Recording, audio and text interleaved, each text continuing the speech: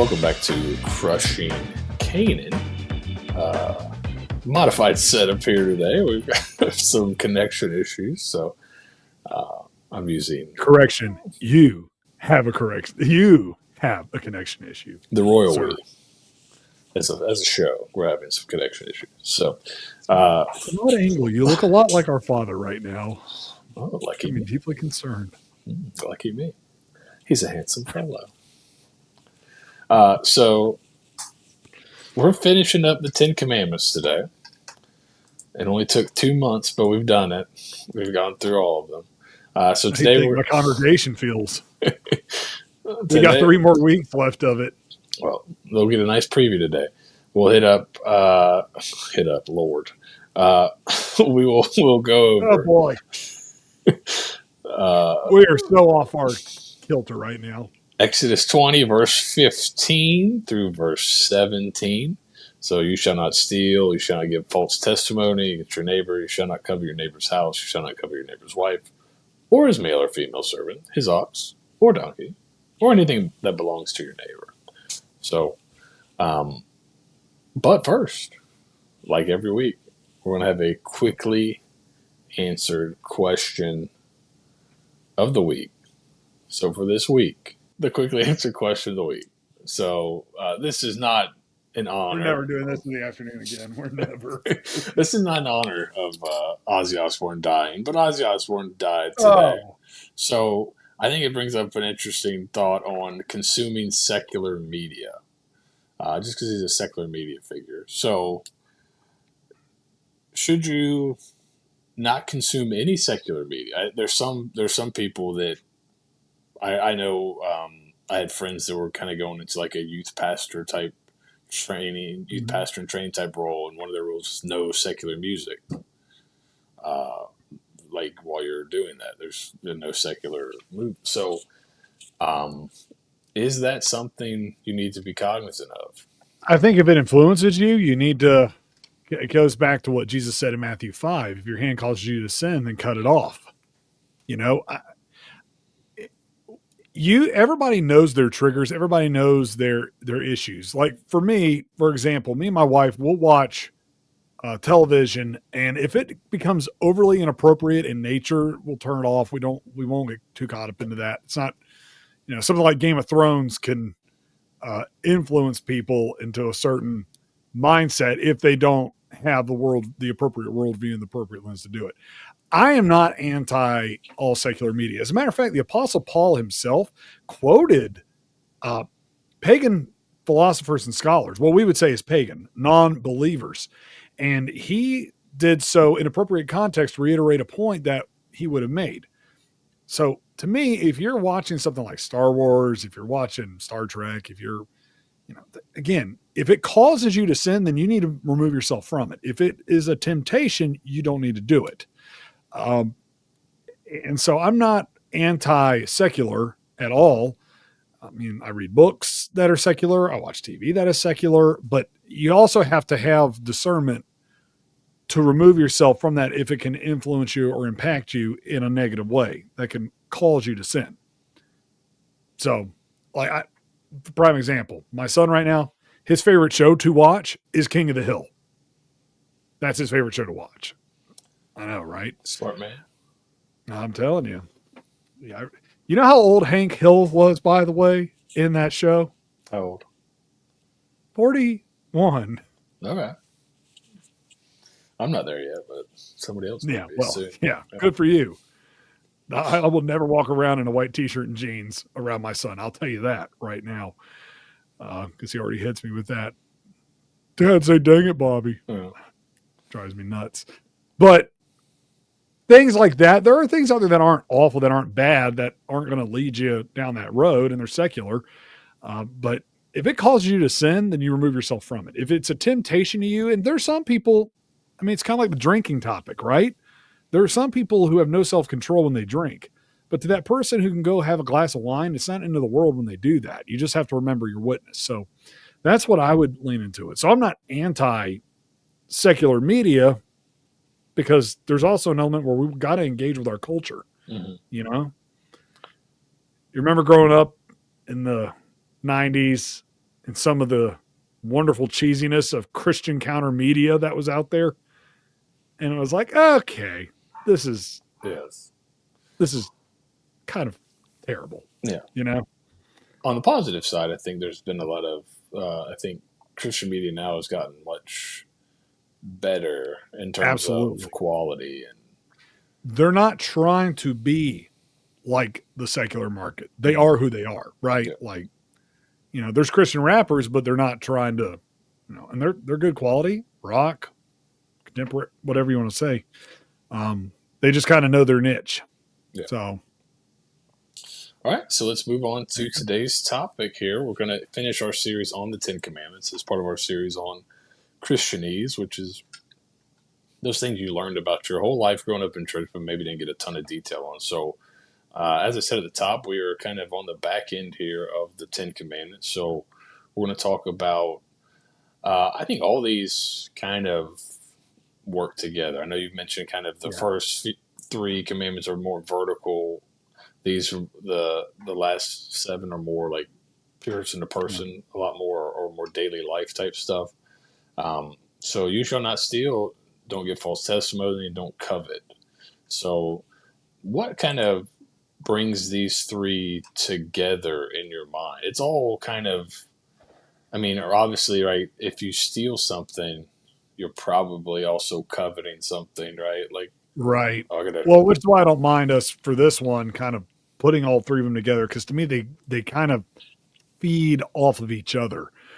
The thing people don't realize about the Ten Commandments is when you really look at the languages and the original, what we would say, the heart condition of it, there is a lot of overlapping, a lot of overlapping.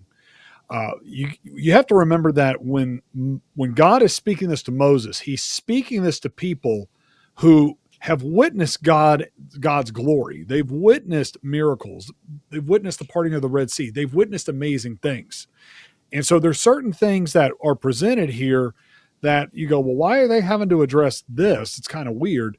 When we look at it with the New Testament lens of, well, how does that impact, let's say, the heart condition? So when you look at something like do not steal, you go, okay, well, don't ever take anything. Don't ever take anything. Well, again, heart condition, you and I, we're crooks because we've stolen things. We've stolen things in our heart. We've had a desire, which is what? Coveting, right? And then also consider this. How many people do we know that have stabbed somebody in the back for their benefit and their gain? Maybe for a promotion. Maybe, well, again, what drives that? We would say it's a heart condition. That's yeah, coveting. yeah, It's stealing. It was a bearing of false witness. Um, think about our political system right now. I mean, we're kind of seeing this right now with President Trump hyping things up a certain way. Well, when I get in office, I'm going to release this and do this, release this file, do this. And then now all of a sudden, oh, wait a minute. And what do they do? They go after each other, say, I'm going to expose this, do this, do this, do this, with assumption they're bearing a false witness for what? The coveted position. What are they willing to do? They're willing to, again, there's a lot of heart condition that goes into this. And so I'm going to jump from the commandment of do not steal, and I'm going to actually jump into Leviticus. And this is interesting. Leviticus 19:11. Moses would actually write this later. Do not steal. Do not act deceptively or lie to one another. He elaborates more on the do not steal, that there's deception to take, to deceive somebody else. Go back to adultery for a minute. What is one of the biggest issues we saw with adultery? It is what? It is wanting to stay outside. It is wanting to step out of the covenant that is established with God. Well, think about this. If we view God as sovereign, and he gives us things, and what he gives us is good, right? We go there with it. Well, if God says, hey, you're working, this is your position, this is where I gifted you, I want you to grow and thrive in what you do. And let's say we see that person who's not a bad person, not a bad guy, not a bad lady, but let's say they're moving up the ladder a lot quicker. And are you going to be content with what God has given you, or do you want more? Or are you saying, God, what you're giving me is not good enough? Now, let me add this. There's nothing wrong with wanting to work your way up. There's nothing wrong with wanting a raise. There's nothing wrong with those things. But here's what I would say to people. It's what you do with it that matters. It's what are you going to bloom where you're planted? If you have to, we've heard people talk about sleazing their way or sleeping their way or doing something corrupted to get to where they are. What are you doing? You're stealing. You're stealing essentially. You use deception Yeah, to you take can't. what could belong to somebody else. Yeah, you can't let your ambition outweigh your morality, right? Mm-hmm. And I think you do see that sometimes get out of whack, and that can come in a bunch of different ways. But I think coveting, right, is to me this is one that I think is probably now all these are modern issues because these are pretty timeless, but Right. coveting, and I think is one, especially nowadays where there's social media and everyone's kind of presenting their Mm-hmm. best foot forward publicly. Um, there's there's a ton of FOMO is a term that's like a modern term, right? Fear of missing out, fear of. So I think there is um, this one is probably particularly relevant now because it can lead to a lot of emotional strain. There's I would say, a battle going on right now amongst the generations that our generation needs to be very careful of. We fall into the millennial generation. At one point in time, that was kind of a frowned upon. We were kind of frowned upon. We were viewed as lazy, all this and that. But the tension is between the millennials and we would say the baby boomers, our parents' generation, right? Um, and our grandparents, that they were very wealthy, they were very, they were thriving. And now there's this weird tension. And I have to look at our fellow millennials and say, be very careful of your heart stance in what you take with that because you can get very covetous. And when you get covetous, you're going to be willing to compromise to steal and take rather than let God bless you and work that out. Uh, Jesus himself says, again, on the Sermon on the Mount, consider the flowers of the field. Does your God not love you more than them? And yet he adorns them. Look at the birds in the sky. Are they not fed? Don't you think your God will take care of you? Um, a lot of times, the heart condition that's revealed with coveting, slandering, we might as well just say, do not bear false witness. What is that? It's slandering. Okay. Slandering and then stealing. It kind of almost feels like here's the heavy part and the progression down versus working two. To me, it starts with coveting, slandering, and stealing, right? They all work together um, beautifully, terribly at the same time. A lot of that, when you think about it, reveals how depraved man can be in its actions. And it all starts with this is not good enough. This is not good enough. I deserve more. It's a high view of self, right? Uh, Pastors can be very guilty of this. There are some pastors who will crack skulls, so to speak, to make sure they have a bigger, superior church to any and everybody else. There are some small church pastors who are so bitter in their hearts because somebody has a church larger than theirs. I actually heard a pastor in California talk about how his church was a couple miles away from Saddleback Church, which is a mega church in California pastored by Rick Warren.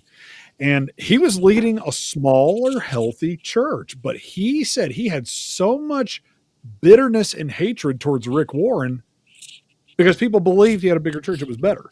He admitted that he had to repent of a covetous mindset.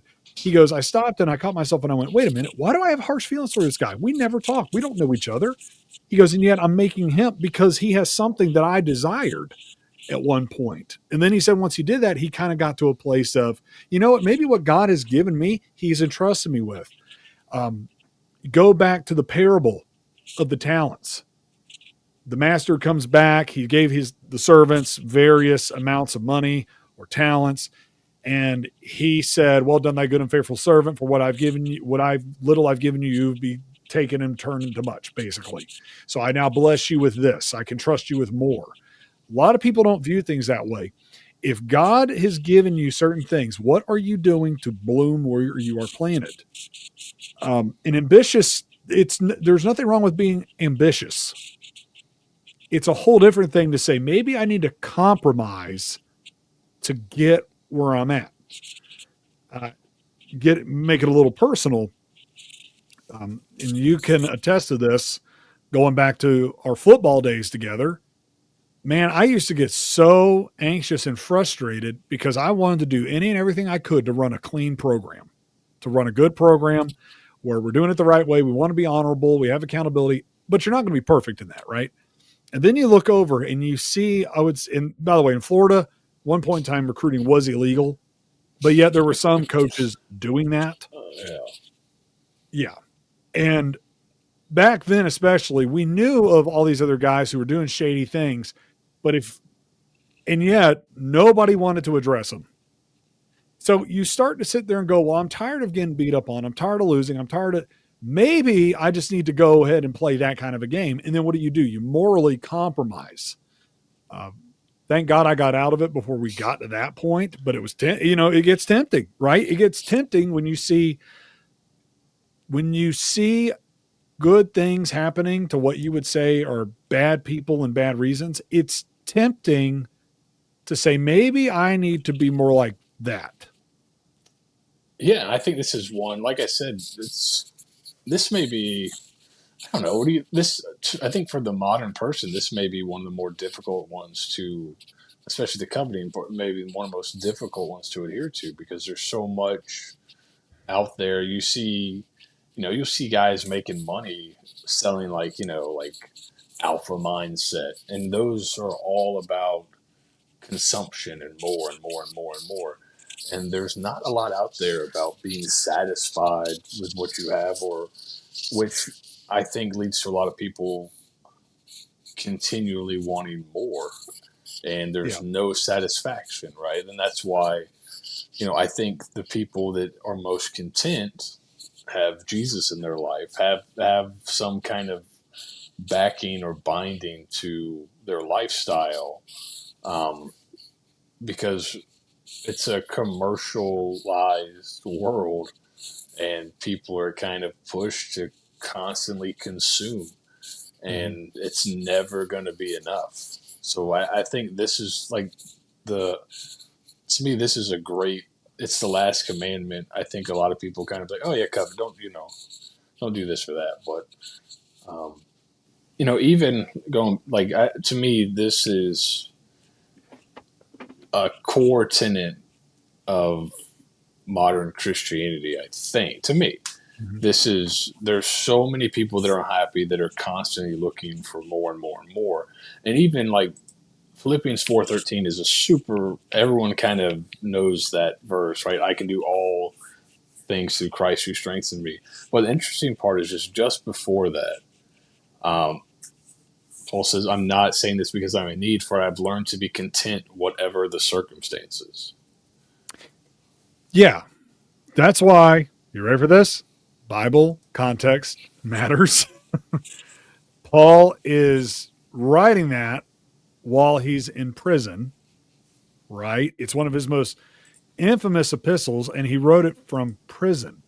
He's making it clear, I can do all things through Christ who strengthens me. He's basically saying, while I'm here in prison, I'm going to continue to do what God gives me the strength to do. He was evangelizing people while in prison. Yeah. It's not, I can do all things through Christ who strengthens me, therefore I'm going to go make $1 billion. It's not what it's about. There's two false gospels out there. There's two false gospels that, to me, this conversation opens up. The first one is the one we've spoken about before. We call it the prosperity gospel, that God wants you happy, healthy, and wealthy. And if you don't have those things, it's because you don't have enough faith. That's false. Go read Job. Go learn about Jesus and go learn about Paul. That's false. Okay. The other one, which has picked up a lot of traction and is becoming its own borderline heresy, is what's called the poverty gospel, is that you should torture yourself, that this life should be terrible, that you should be broke, you should be giving everything away, because what they take out of context is when Jesus looks at the rich young ruler and says, sell everything you can and follow me. Sell everything you have and follow me. What they miss out on is that rich young ruler was also a religious leader. And what he was saying is, if you really mean what you say, then you're going to have no problem going all in with me, that you're going to live a life that way. Some people take that to the nth degree. Now, of course, I will also say this: the same people who say that drive the nicest vehicles you'll ever see, but you should be the one who deprives yourself of anything decent, right? It's funny how that I, works out. yeah, I know, right? Preachers with sneakers, right? Uh, it's a whole weird thing, but it does build up resentment. The mindset, what I've really come to, matter of fact, I think I've shown it before. There's a little book I would recommend that people read. Um, Strangely Bright by a guy named Joe Rigney. It says, "Can you love God and enjoy this world?" It's a spoiler. Yeah, you can.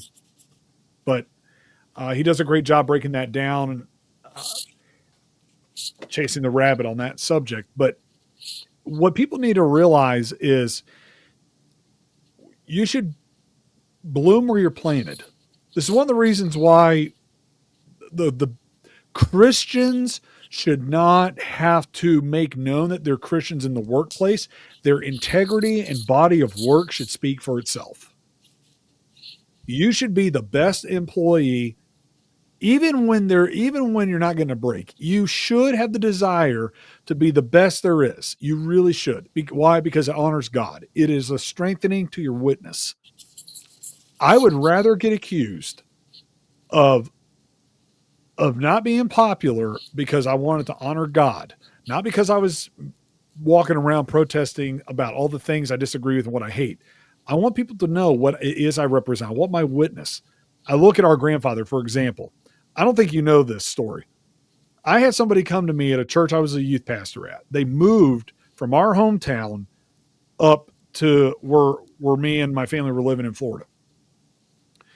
And they said to me, "Oh, are you related to Don?" I said, "Yeah." And they go, "I worked at his office for years." And I said, "Oh, really?" And he said, "Let me tell you about your grandfather for a minute." They said he had one of the most thriving businesses. That was one of the hardest working men I knew. And they said, but one thing I'll never forget was when it came to the staff Christmas party, when it came to dinners, when it came to this, he wouldn't allow an open bar. He wouldn't allow something because he did not want people to misrepresent the integrity of the business that he built up. Again, he wasn't against socials. He wasn't against gathering. He wasn't against having the parties. He wasn't against it. But he's like, I'm not flipping the bill for this because I'm not going to say, oh, at that company's party, it got out of hand. He wanted everything he did to be a good witness of the Lord. And the guy, and I couldn't even tell you the guy's name. I just remember him coming and telling me that. He said, I have nothing but respect. And he was a witness to me for what he stood for.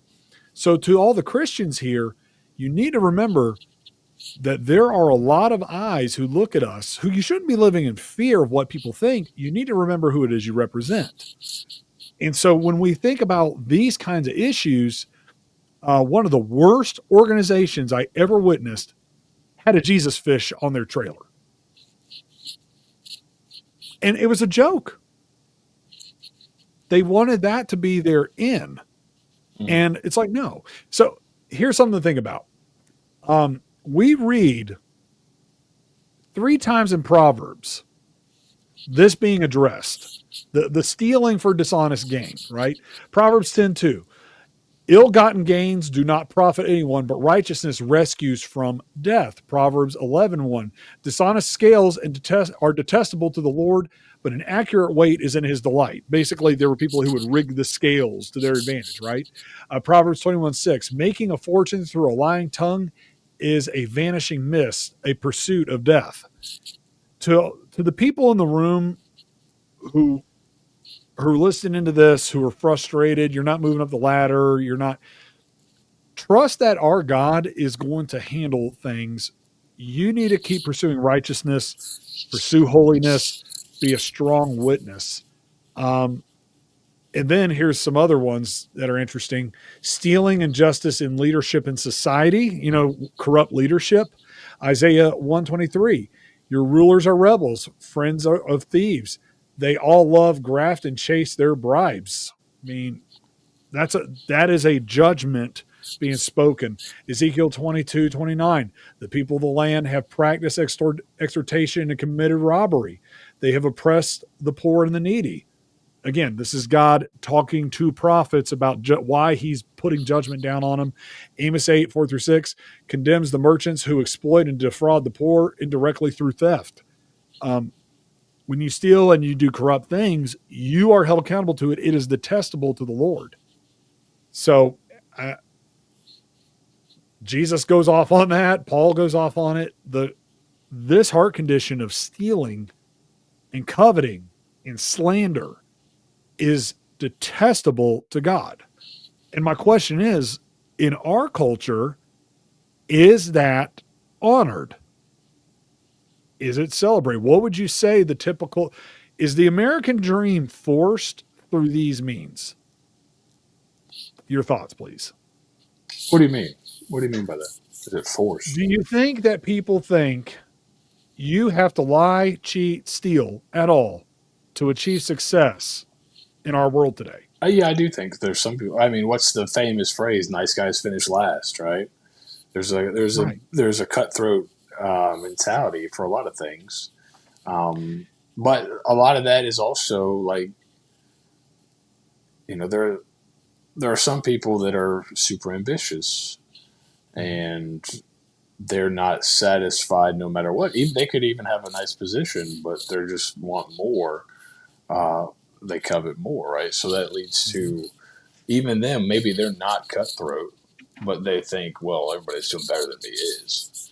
Like that's just Right. I think there's just almost like a self fulfilling prophecy in some cases where, um, you're only going to be truly satisfied. There's only one thing that can truly satisfy your soul. Interesting kind of week to have this. So you're not a golf guy. I don't know if anybody listens to this. It's a golf person, but Scotty Scheffler is the number one golfer in the world.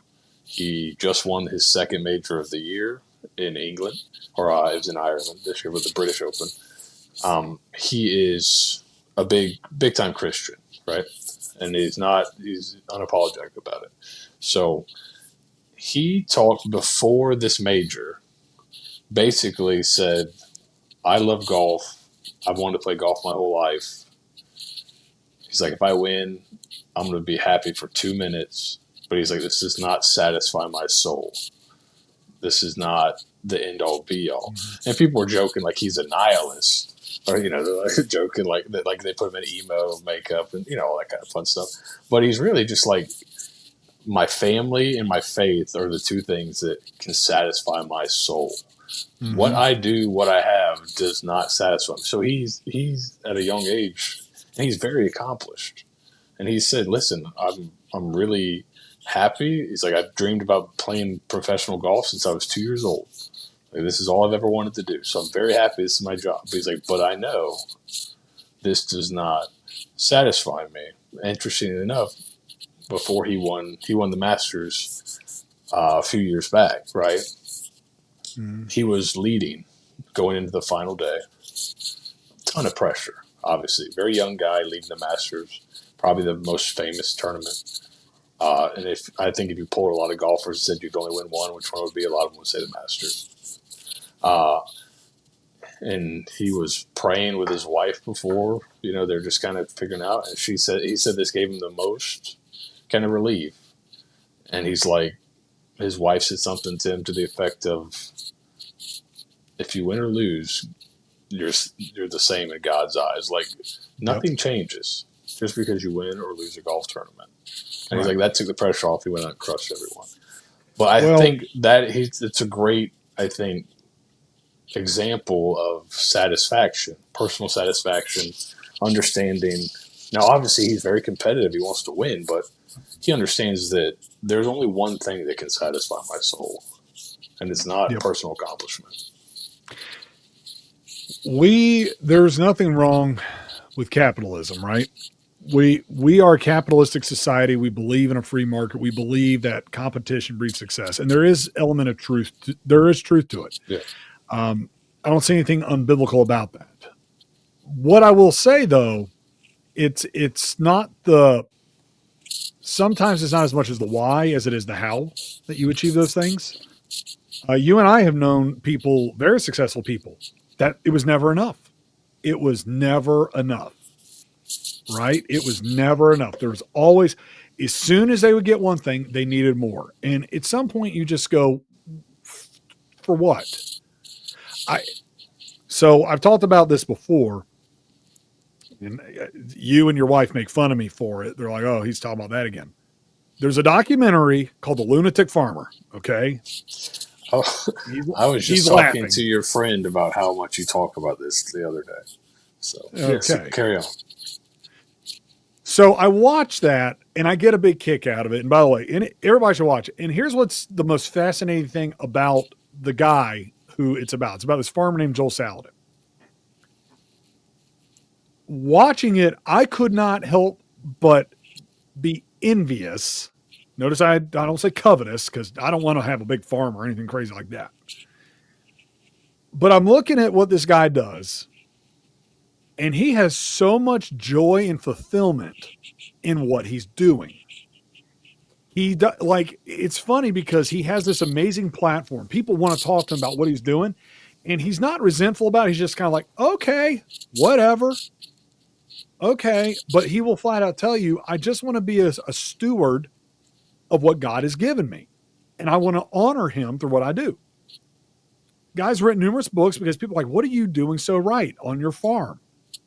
Like, he has this booming business. I guess he has like 9 other farms that he leases besides the one he has. Because so many people are like, we want to do what you're doing. He practices a method called regenerative farming, but that's besides the point. But look it up. It's fascinating. But the point of it is, where I am just enthralled with it, is he has so much joy and he's content. In our society where we're trying to compete for more and more and more, here's this guy who God is blessing with more and more and more, not because he's expecting it, it's because it's what God is giving him. And what he's doing with what he's given, he's giving it away. He's giving it away. And I go back to that parable of the master looking at the servants and saying, well done, thy good and faithful servant. For what you have done with little, you have made more, and I will trust you with more. And when you consider, why is God's telling people, do not lie, or excuse me, don't steal, don't slander, and don't covet? It's because he's saying, if I've given you this, do with it what you can. Be a steward and honor me through what I've given you. I mean, when you boil it down that way, it keeps you in check, right? Yeah, yeah. To me, that like satisfies if you can get into that mindset to where this is what I think this is kind of the everyone's the same, everyone deserves the same type of thing. It ruins people because not everyone's not the same. People have different talents. People are good at different things. People Yep. have different opportunities. That's just the way it is, right? We were all made different. Mm-hmm. But if you can maximize your situation, like as a coach, all like we tell the players, I tell my guys, listen, you all can't do the same. Like not everybody's as good or as everybody's as bad. But if you maximize your talent, if that's all I want you to do, your best may not be as good as this other guy's best. Right. But if you maximize what you have, I'll be happy with you. Right. Right. I think it's the same kind of on a much larger scale, obviously, but like you have certain gifts, certain opportunities, certain things. Do your best to maximize those and use those to glorify God as best you can. And I think you'll be happy. You'll be much happier than as if you try to constantly chase what other people are doing, which I Yep. think is difficult. I think might be, to me, just kind of thinking through, this is one of the more difficult of the commandments to follow because you do see people doing well and you're like, well, I'm smarter than that guy. Why am I, that's a Yeah. constant, it's a human nature thing. But I think if But this here's is the other one where thing if you too. can conquer it, you'll be so much more satisfied. Well, and here's the other, let me add this to it too, because now you're going to get people on the other side who, when you have somebody who stands with integrity and they actually do it the right way and they get bitter about it, how do you handle that on the other end? You stand on integrity. Doesn't mean you have to be spineless and cower because you hurt somebody's feelings for doing the right thing. That, and as bad as it sounds, it's not my fault if somebody covets. And again, I've had to learn going into ministry that there are a lot of people who view church as a competition, and they've lost their way on what a church is supposed to be. But somebody somewhere is going to look at me. They see that I'm doing this podcast with 36 people now. We get to 100. We get to 100. We'll talk about Israel. That's all I'm going to say on that. There are dozens of us. Stir the pot. No, but like there's somebody somewhere who's going to see this. They're going to see, my church, what I'm leading, and they might end up going, why does this guy who I've been in ministry 30 something years. This guy's been there less than 10. Why is he at that church? Why does he do that? Who does he think he is? Look, I just got to be a good steward of what I'm doing. Right. And my advice to anybody is instead of viewing it as competition, let's support each other. Now, I will also say if there's somebody who's at a large church and I think they're teaching something heretical, somebody comes to me and says, hey, so-and-so said that I don't have enough faith because I didn't get enough money. I'll be like, yeah, they're full of it, or whatever it may be. Yeah, you speak out against that. But if somebody's at a larger church and they're sound and they're honoring God and they're doing the right thing, that's not my competition. I have no business coveting them, right? Because eventually what am I going to do? I'm going to start neglecting what God has given me. You remember that meme? We always point back to the memes, right? Where the Scarlet Witch is yelling at Thanos and it's like, you've taken everything from me. And Thanos goes, I don't even know who you are. I haven't even thought. Yeah. True story. I'm going to get in trouble for this, but it's a little laugh. Had somebody come to me that another pastor in the area had opinions about me and our church and certain things we're doing and all this and this and that. And that individual comes to me and says, so-and-so is saying this about you and what's happening at your church and all this and this and that. And, they're mad about this and that because they're I guess apparently they've had some struggle in their church. And they said to me, what do you think? And I said, I'm kind of jealous of that guy. Like, what do you mean? I said, man, for him to have enough time to worry about what I'm doing, I haven't even thought of him one time. But I couldn't help but go, dude, be a steward of what God has given you. Yes. Are you honoring God through what you do? And I don't say that boastfully, please. If that guy came into my office today and wanted to talk and we would help him, I would do it in a heartbeat. But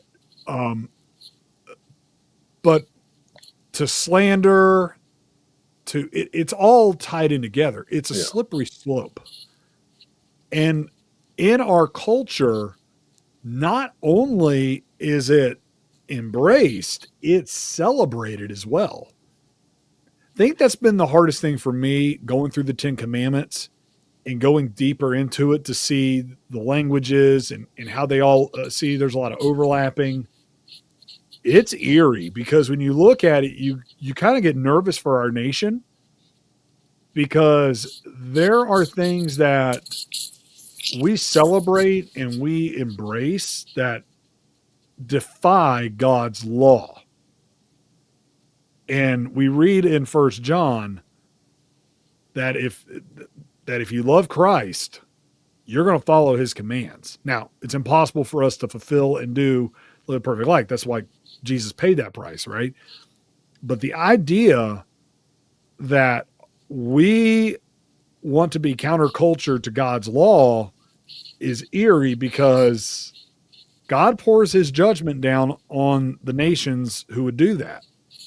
And so we need to put in the forefront of our minds, what is my heart stance on this? So it's about self-reflection. Yeah, and I think this is a big, to me, this is how this one hits me the most, is it's kind of reflecting on yourself, on your wants, and on your kind of emotional, psychological satisfaction. Right. And I think that's how it's going to hit a lot of people, like coveting and all these kind of mixed together. Like you said, they're all kind of parts of a whole. I think this is a very, obviously not a modern problem, but it's, I think, exacerbated by modern times and culture. So this is one I think a lot of people have to do some self-reflection on, but so we're here to talk through it. So thank you guys for listening to another episode of Crushing Canaan. We'll be back next week out of the 10 Commandments. Who knows what we're going to talk about? I think we call that a tease in the radio business. Come back next week to see what we talk about. With better connection, too, hopefully. Fingers crossed. You can follow us at Crushing Canaan on Twitter/X. I think you can ask questions this is the time at crushingcanaan.com. By the way, I think this is a great time to talk. I need to call you out on this. You have a coveting issue yourself because you covet the smell of my beard and the look of my hair because of Bennett's Bodega. It's true. If you contact Jeremy Bennett and get some Florida Man beard balm, it'll help you with that issue, Seth. Get your own. That's true. Link in the description for that. And you can also check out full episodes and ask questions and get some nice readings at BibleContextMatters.com. So at Crushing Canaan on Twitter/X, CrushingCanaan@gmail.com, BibleContextMatters.com. Check us out there. We'll see you next week for another episode of Crushing Canaan.